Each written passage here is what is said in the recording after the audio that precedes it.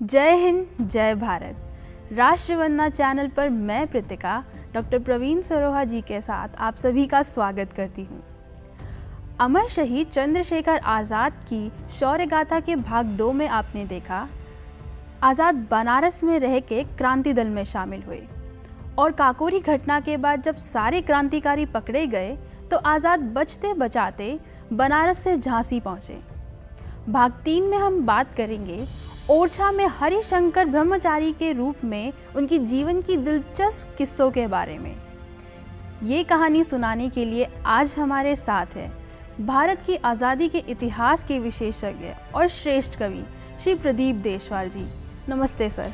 नमस्ते प्रीतिका और राष्ट्रवंदना चैनल के देखने वाले सभी दर्शकों को नमस्कार। जय हिंद, जय भारत। तो सर शुरू करते हैं जहां कहानी हमने पहले छोड़ी थी। आज़ाद क्रांति दल में शामिल हुए बनारस से, अब उसके बाद क्या हुआ? हाँ, जैसे अभी आपने बताया कि काकोरी की घटना के बाद जब ज़्यादातर क्रांतिकारी पकड़े गए, आज़ाद वहाँ से निकल लिए। पुलिस इनको ढूंढ रही थी लेकिन ये हाथ नहीं आए। ये झांसी पहुँचते हैं। झांसी में मास्टर रुद्र नारायण से, भगवान दास माहौर से, सदाशिवराव मलकापुरकर और विश्वनाथ वैशंपायन, इन लोगों से इनका परिचय पहले से था। 1924 के आखिर में या 1925 के शुरू के दिनों में ये झांसी पहले आ चुके थे। उन दिनों इनकी जो क्रांतिकारी पार्टी थी, हिंदुस्तान रिपब्लिकन एसोसिएशन, उसकी ओर से शचींद्रनाथ बख्शी झांसी में रहते थे और वो झांसी ज़िला में ऑर्गेनाइज़र थे पार्टी के। तो उनसे मिलने ये पहले आए थे, कई दिन रहे थे। तब शचींद्रनाथ बख्शी ने इन लोगों से भेंट करवाई थी, तो इनसे पहले से परिचय था। अब बनारस से ये निकल चुके थे और काकोरी की घटना के बाद ये फिर झांसी जा पहुँचे। वहाँ मास्टर रुद्र नारायण के घर ये रहते हैं। वो भी एक मज़ेदार कहानी अपने आप में। मास्टर रुद्र नारायण सीधे तौर पे क्रांतिकारी घटनाओं में शामिल नहीं थे, लेकिन क्रांतिकारियों से संपर्क भी था और उनको मदद भी खूब करते थे हर तरह से। वो बहुत अच्छे फोटोग्राफर भी थे, पेंटर भी थे। और ये मास्टर रुद्र नारायण की इस देश को बहुत बड़ी देन है। जो फोटो चंद्रशेखर आज़ाद के आज ये देश देखता है, एक वो जिसमें वो मूंछों को ताव दे रहे हैं, और दूसरा फोटो भी जो ग्रोन अप चंद्रशेखर आज़ाद का है, ये दोनों मास्टर रुद्र नारायण ने ही खींचे थे अपने घर पे कैमरा से।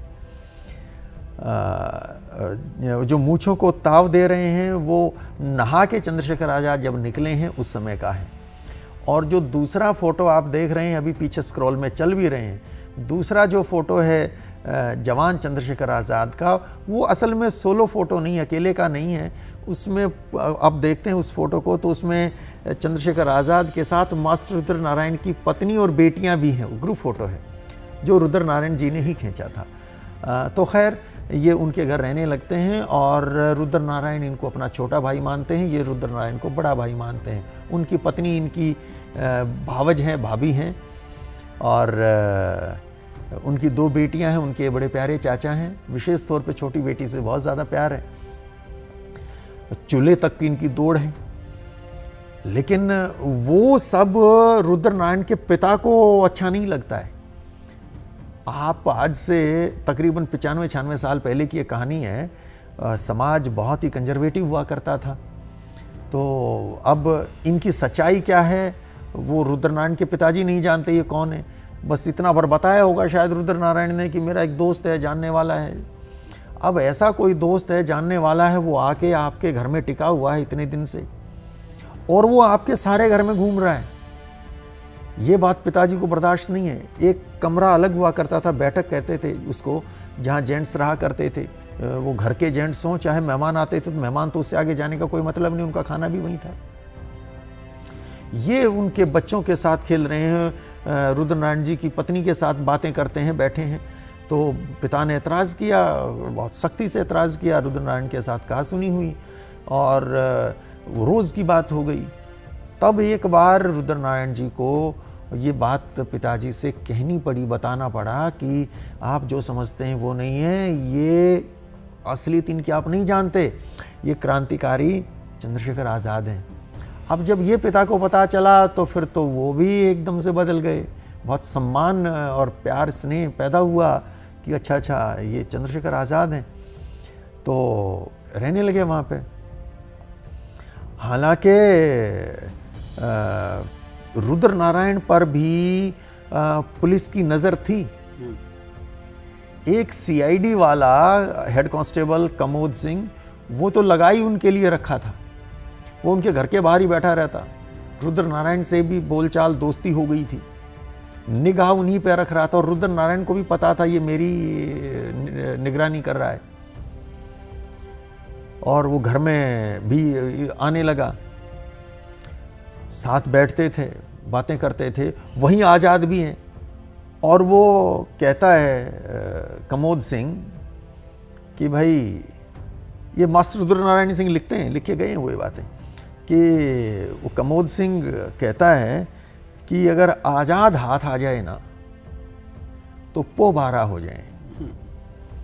और मास्टर रुद्रनारायण कहते हैं कि भाई लगे रहो, कोशिश करते रहो, शायद कभी ना कभी किस्मत जागेगी तुम्हारी। और वहीं आज़ाद भी बैठे, पंजा लड़ाते थे आज़ाद के साथ।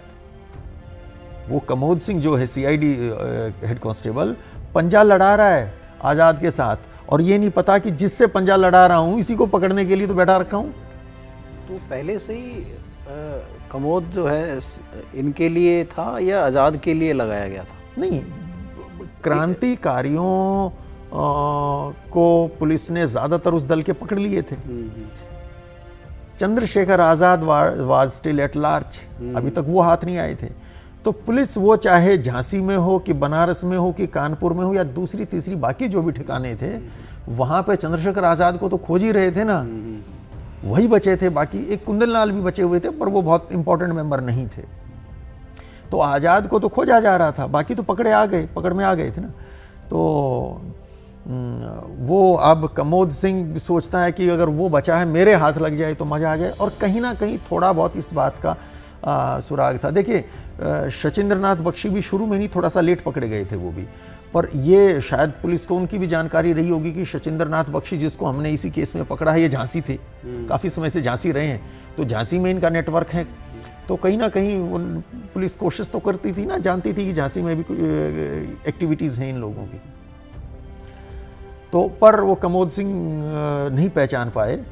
लेकिन अब इन्होंने सोचा कि देर तक ये चीज़ चलने वाली नहीं है, यहाँ से निकलना चाहिए। तो मास्टर रुद्रनारायण ने फिर एक ठिकाना देखा। और देखिए, रुद्रनारायण अगर नहीं होते ना तो आज़ाद इतने दिन तक आज़ाद नहीं रह सकते थे। बहुत बड़ा रोल है मास्टर रुद्रनारायण का, नाम पता नहीं इतिहास में कहाँ खो गए, ये बहुत बड़ा काम किया उन्होंने। वो गए और उन्होंने एक जगह ढूंढी इनके लिए। जब हम झांसी से ओरछा जाते हैं तो बीच में एक छोटी सी नदी आती है, सातार। उस सातार नदी के किनारे पे वहाँ एक छोटा सा हनुमान मंदिर है। आप कभी ओरछा जाएं तो आप देखिएगा, अब तो वहाँ स्मारक बना हुआ, चंद्रशेखर आज़ाद स्मारक। वो बहुत छोटा सा हनुमान मंदिर है। उस हनुमान मंदिर पे कोई साधु सन्यासी नहीं था उस समय, तो ये तय किया गया कि भाई वहाँ आप साधु वेश में रहें। और साधु बनना कोई इनके लिए नया काम नहीं था। आपने भाग 2 में भी देखा इस पे कि किस तरह वो गाजीपुर में चले गए थे। एक महंत जो बीमार थे, बूढ़े थे, मरणासन थे, उनको तलाश थी किसी उत्तराधिकारी की, तो वो ये उसका उत्तराधिकारी बनने के लिए चले गए थे, दीक्षा भी ले ली थी। लेकिन इनकी सेवा से वो मरणासन जो था साधु महंत, वो तो उल्टा स्वस्थ हो गया और फिर ये वहाँ से भागे कि मरने वाला नहीं है। तो वो एक्सपेरिमेंट ये पहले कर चुके थे, कैसे साधु बन के रहा जाता है, वो तजुर्बा इनके पास था। तो तय हो गया कि ठीक है, जो सातार नदी के किनारे हनुमान मंदिर है, वहाँ जाके साधु बन के टिक जाएंगे। तो अब हरिशंकर ब्रह्मचारी बन गए और अब वस्त्र बदल लिए गए, एक लंगोट बांध लिया और कमर पे मूंज की करदनी, हाथ में रामायण का गुटका और एक कंबल, और पहुंच गए वहाँ पे। लगा लिया डेरा, वहाँ रहने लगे। और मास्टर रुद्र नारायण भी वहाँ आते जाते रहते थे इनका हाल चाल जानने की वहाँ किस परिस्थिति में है। और जब मास्टर रुद्र नारायण वहाँ जाते तो दंडवत प्रणाम करते हरिशंकर ब्रह्मचारी को, कि लोगों को शक ना हो कि भाई ये फिर कैसा साधु है कि ये आदमी तो इसको कोई खास सम्मान दे नहीं रहा। तो वो जचे सबको कि अरे मास्टर रुद्र नारायण जैसे प्रतिष्ठित व्यक्ति जिसको दंडवत प्रणाम कर रहे हैं, वाकई बड़ा साधु होगा कोई। तो वो करते थे। अटपटा तो लगता होगा चंद्रशेखर को, पर ऐसा करते थे वो। हालांकि बाद में एक समय ऐसा आया आगे चल के, जब सैंडर्स का मर्डर हुआ जी लाहौर में 17 दिसंबर 1928 को, और वो खबर अखबारों में छपी कि भाई लाहौर में क्रांतिकारियों ने सैंडर्स को मारा। इन्होंने सैंडर्स को मारने के बाद पोस्टर चिपका दिए थे लाहौर की दीवारों पे। हिंदुस्तान सोशलिस्ट रिपब्लिकन आर्मी की ओर से वो एक्शन लिया गया, ऐसा पोस्टर्स में लिखा था। लाला लाजपत राय की मौत का बदला लेने के लिए वो किया गया था। तो वो खबर जब अखबारों में छपी थी तो झांसी में बैठे मास्टर रुद्र नारायण को इस बात का विश्वास हो गया कि इसके पीछे जरूर चंद्रशेखर आजाद होंगे। पहले वो झांसी थे और अब वो झांसी से गायब थे काफी दिनों से, कि वो गायब भी हैं। और उसी party Hindustan socialist Republican association की तरफ से ये काम हुआ है जैसा पोस्टर्स में लिखा गया है। तो जरूर चंद्रशेखर आजाद इसके करने वाले हैं, इसके पीछे हैं। तो जब चंद्रशेखर आजाद लौट के आए झांसी, सैंडर्स मर्डर के बाद बचते बचाते वहाँ पहुँचे, तो रुद्र नारायण लिखते हैं कि भाई उन्होंने आज़ाद के पैर छू लिए। और जब वो पैर छू रहे थे तो आज़ाद को बहुत बुरा लगा। उन्होंने कहा आप क्या कर रहे हैं, आप तो हमारे पूज्य हैं, बड़े हैं। शायद रुद्र नारायण ने कि मैं तुम्हारे पैर नहीं छू रहा हूँ, अपने छोटे भाई के पैर नहीं छू रहा हूँ, मैं तो उस वीर के चरणों की रज ले रहा हूँ जिसने लाला लाजपत राय पर लाठियाँ बरसाकर इस देश का अपमान करने वाले सैंडर्स का वध करके इस अपमान का बदला लिया है। तो वो खैर बाद में हुआ। हम लौट के आ जाते हैं वापस सातार नदी के किनारे हनुमान मंदिर पे, जहाँ हरिशंकर ब्रह्मचारी जमे हुए हैं। वहाँ एक चबूतरा था, उसके ऊपर ये बच्चों को पढ़ाने लगे, छोटे बच्चों को। अब देखिए अपने बचपन में तो खुद नहीं पढ़े, माता पिता दुखी थे, पढ़ते नहीं है। और फिर वहाँ ये बच्चों को पढ़ाने लगे। अब कुछ दिन बनारस में रहे थे तो थोड़ी बहुत संस्कृत भी सीख ली होगी। खैर धीरे धीरे इनकी वहाँ प्रतिष्ठा बनने लगी। ढीमरपुरा गांव है साथ में जी। तो ढीमरपुरा गांव में जाते भोजन के लिए, अब वहाँ खाने बनाने की तो कोई व्यवस्था थी नहीं, कौन खाना देता, कहाँ से आता। तो ये ढीमरपुरा जाते थे और वहाँ देखिए गांव में अपने भारत में आज भी शायद काफ़ी हद तक बचा होगा, पर बचपन में तो हम देखते ही थे अपने गाँव में भी। कोई भी साधु आता था तो जिस दरवाजे पे भी जाता था उस दरवाजे से उसको कुछ ना कुछ दान दक्षिणा मिलती थी। और भोजन अगर वो करना चाहता है तो खुशी खुशी उसको भोजन भी कराया जाता था। तो ये किसी के भी घर जाते और वहीं ये रोटी मांग लेते और खा लेते। कोई ऐसी इनकी पसंद तो थी नहीं, पिज़्ज़ा बर्गर मांगने वाले तो नहीं थे ना। रूखी सूखी जैसी मिल गई। चंद्रशेखर आज़ाद तो बहुत ही ज़्यादा संतोषी व्यक्ति थे, जैसी भी रूखी सूखी रोटी मिली वो खुश होकर खाते थे। तो ऐसे इनका काम वहाँ चलने लगा। लेकिन आए तो इस काम के लिए नहीं थे ना कि ठीक है पुलिस से बचना है, सिर्फ इतना ही मकसद नहीं था ना। रिवोल्यूशनरी हैं वो, काम भी तो आगे बढ़ना चाहिए ना। उस संगठन को जो बिल्कुल छिन्न भिन्न हो गया उसको कैसे दोबारा से खड़ा किया जाए, वो सोच भी बनी रही होगी। तो वहीं ढीमरपुरा गांव के होते थे ठाकुर मलखान सिंह। गांव में बड़ा मान सम्मान प्रतिष्ठा थी उनकी। 4 भाई थे, चारों फॉरेस्ट डिपार्टमेंट में नौकरी करते थे। तो वो भी हरिशंकर ब्रह्मचारी से बहुत प्रभावित हुए। तो फिर उन्होंने कहा कि इस पे मंदिर के चबूतरे पे बच्चों को पढ़ाने की बजाय आप ब्रह्मचारी जी हमारे घर के सामने ही जो चौपाल है आप यहीं पढ़ाया करें, यहीं आएँ और यहीं बच्चों को पढ़ाएं और हमारे घर से आपके भोजन की सारी व्यवस्थाएं रहेंगी, आप चिंता ना करें। तो इन्होंने वहाँ शुरू कर दिया। धीरे धीरे इतना इनके संबंध प्रगाढ़ हो गए मलखान सिंह के परिवार के साथ कि फिर तो रहने लगे उनके घर पे रहने लगे सदस्य बन के। हाँ, घर के सदस्य, वो पांचवा भाई मानने लगे इनको। जी। फिर तो उनके घर की तिजोरी की चाबी तक, उनकी बंदूकें तक इनके हवाले कर दी गई। ठाकुर थे, वो बंदूकें थी उनके पास, और इनको तो चाहिए यही था। अब ये क्या करते, कई बार ऐसा होता कि वो चूंकि फॉरेस्ट डिपार्टमेंट में नौकरी करते थे चारों भाई, तो वो तो बाहर उनका तो जाना रहता था। तो घर में इतना प्यार हो गया था कि अकेली महिलाएं हैं घर में, तो विशेष तौर पे ये कहा जाता था कि आप जब तक हम लौट के नहीं आएंगे, 1 दिन 2 दिन 4 दिन जैसा भी रहता होगा, तब तक आप हमारे घर ही रहेंगे। और ये रहते थे। मलखान सिंह की बहन थी छोटी, वो तो जीजी मानते थे मलखान सिंह की बहन को, वो भी भाई मानती थी। और ये नाम के ब्रह्मचारी नहीं थे, ब्रह्मचारी तो वो थे ही, और बहुत सख्त थे नियम के इस मामले में। तो जहाँ तक महिलाओं की बात है, तो वो अव्वल तो वो वैसे ही अपने दल से महिलाओं को दूर रखना चाहते थे, और स्वयं की जब बात आए तो वो सच्चे ब्रह्मचारी थे। तो बड़ी इज्जत उनकी वहाँ पे हुई। अब इन्होंने क्या किया, धीरे धीरे धीरे धीरे इन्होंने झांसी से अपने साथियों को बुलाना शुरू कर दिया। भगवान दास महावर, सदाशिवराव मलकापुरकर, विश्वनाथ वैशंपायन, कालिका प्रसाद अग्रवाल, और भी कुछ थे, कई लोग थे। तो फिर उनको ये जंगल में ले जाते। वो भी इनके लिए बड़ा अच्छी जगह थी, चारों तरफ जंगल थे और रियासतें थी वहाँ छोटी छोटी कई सारी। एक खनिया धाना एक रियासत होती थी, एक दतिया रियासत थी, आपके भोपाल थी, ओरछा थी,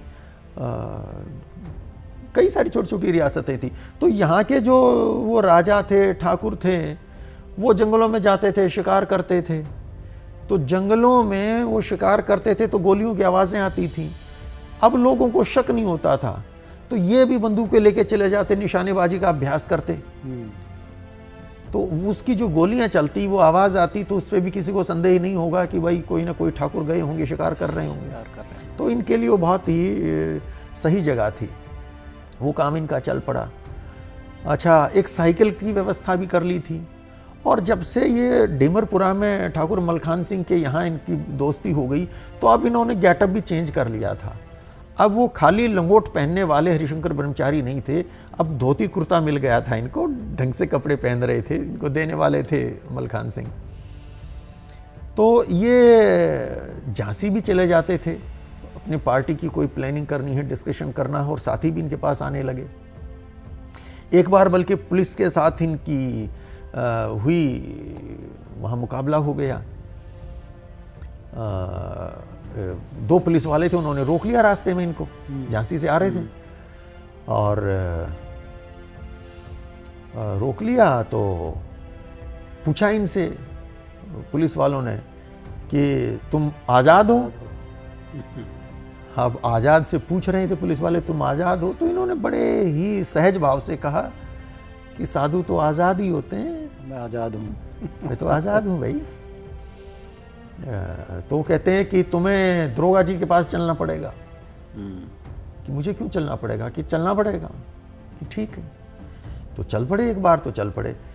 फिर ख्याल आया कि ये तो ठीक नहीं है। तो कहते हैं कि भाई मैं तो नहीं जा सकता। कि क्यों नहीं जा सकते? कि मुझे तो वो पूजा करनी है हनुमान जी की, समय हो गया है मेरा। तो कहते हैं नहीं, पहले दरोगा जी के पास जाना पड़ेगा। तो ये आ गए गुस्से में, तगड़े थे शरीर से, कि तुम दरोगा का हुक्म बजाओ, मैं अपने हनुमान जी की सेवा करता हूँ, मैं जा रहा हूँ, तुमसे जो बन सके कर ले। और ये फिर चल पड़े वापस। पुलिस वालों की हिम्मत नहीं हुई, लेकिन कहीं ना कहीं अलार्म तो था ही ना कि पुलिस पूछताछ कर रही है। फिर वहाँ एक घटना और घट गई। वहाँ एक और आटिका था, एक साधु उसी मंदिर पे, और वो बदमाश था। उसने किसी का मर्डर किया था। और जब वो मर्डर की इन्वेस्टिगेशन पुलिस ने की, तो वो तो पकड़ा ही गया। आंच हरिशंकर तक आ पहुंची। तो लेकिन ये है कि उससे वो बच गए। वो जो गांव था डीमरपुरा, गांव में गवाही देने वाले बहुत थे हरिशंकर ब्रह्मचारी के आचरण की, चाल चलन की, कि ये तो बहुत अच्छे हैं, बहुत बढ़िया हैं। ये वहाँ पे रामायण भी लग गए थे लोगों को, वो सुनाते थे। रामायण से याद आया, एक साथी क्रांतिकारी हुआ करते थे आज़ाद के, भगवान दास माहौर। उन्होंने एक श्लोक का जिक्र किया था, उसके बारे में मैंने पढ़ा था, वो आपसे जानना चाहेंगे हम। वो मज़ेदार एक कहानी है जो भगवान दास माहौर लिखते हैं।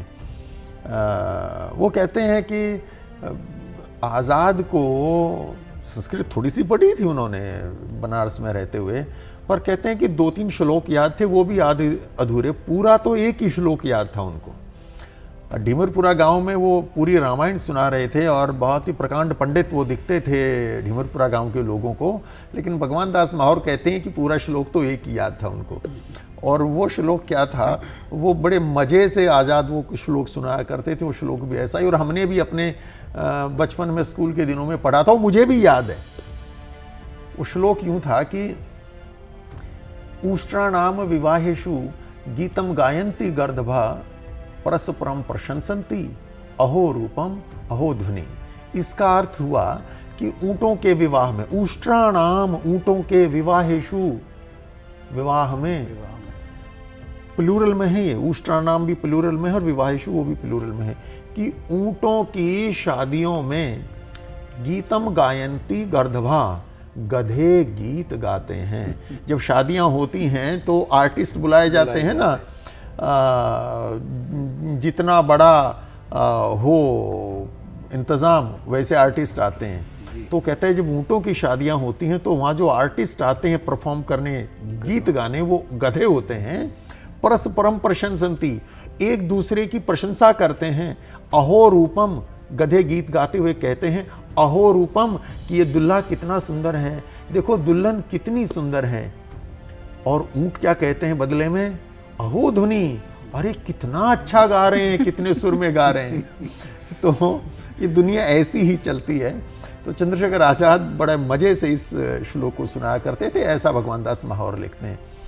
तो वहाँ इनकी वो रामायण वाली चल रही थी बढ़िया लीला सुनाते थे और गांव के लोग बड़े चाव से सुनते थे। पर जब वो उस दूसरे साधु ने जो वहाँ पे आया था, वो बदमाश था, उसने वो मर्डर कर दिया। और उसके बाद जब पुलिस ने इनसे भी पूछताछ की, बचा तो लिया गांव वालों ने गवाही दी कि भाई ये तो बहुत ही भले व्यक्ति हैं, तो तब तो बच गए। लेकिन फिर ये तय हुआ कि अब यहाँ रहना ठीक नहीं है, और फिर ये अपना वो छोड़ के डीमरपुरा गांव और सातार नदी के किनारे वो हनुमान मंदिर, और वहीं पे वो चोला फेंक अपना, और फिर ये वापस झांसी लौट जाते हैं। सर, झांसी की अब हम भाग 4 में आगे सुनेंगे यहाँ से कहानी। आज यहीं विराम देते हैं। हाँ, आपका बहुत बहुत धन्यवाद। बहुत बहुत धन्यवाद आपका भी, दोनों का, और इस चैनल के सभी सुनने वालों का, देखने वालों का। डीमरपुरा गांव के हरिशंकर ब्रह्मचारी की कहानी सुन के मज़ा आ गया। आपको कैसे लगी कमेंट सेक्शन में लिख के बताएं। जल्द ही मिलेंगे भाग 4 में, जहां हम देखेंगे आज़ाद झांसी में क्या गुल खिलाते हैं। जय हिंद, जय भारत।